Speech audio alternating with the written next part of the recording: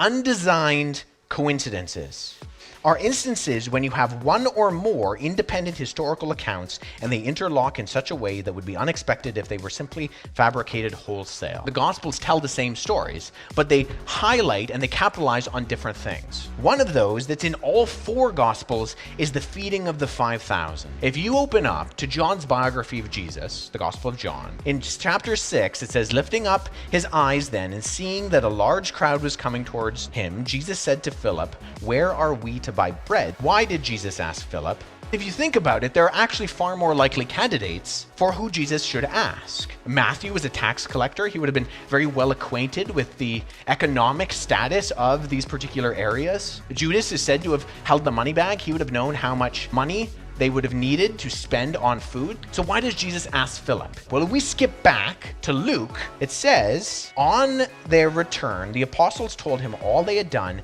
and took them and withdrew apart to a town called Bethsaida. When the crowds learned it, they followed him and he welcomed them and spoke to them of the kingdom of God and cured those who had need of healing." Luke does not tell us the who, he tells us the where. He says that this happens in a city called Bethsaida. Now, if we skip back to the Gospel of John, so these came to Philip, who is from Bethsaida in Galilee, and asked him, "Sir, we wish to see Jesus." Why did Jesus ask Philip?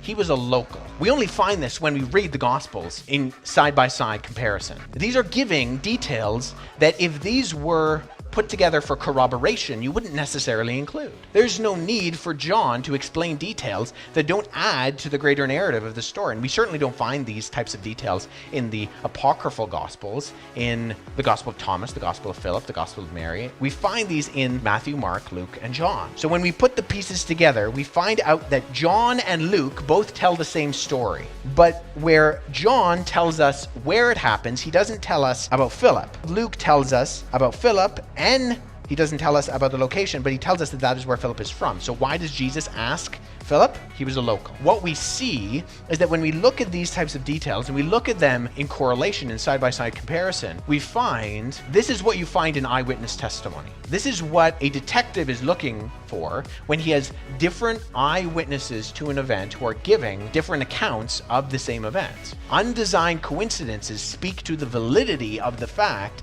that the information that sits behind the Gospels is coming from people who were there, and we can corroborate this because when we put the pieces together, they fit like a puzzle and give us that image that we're looking for.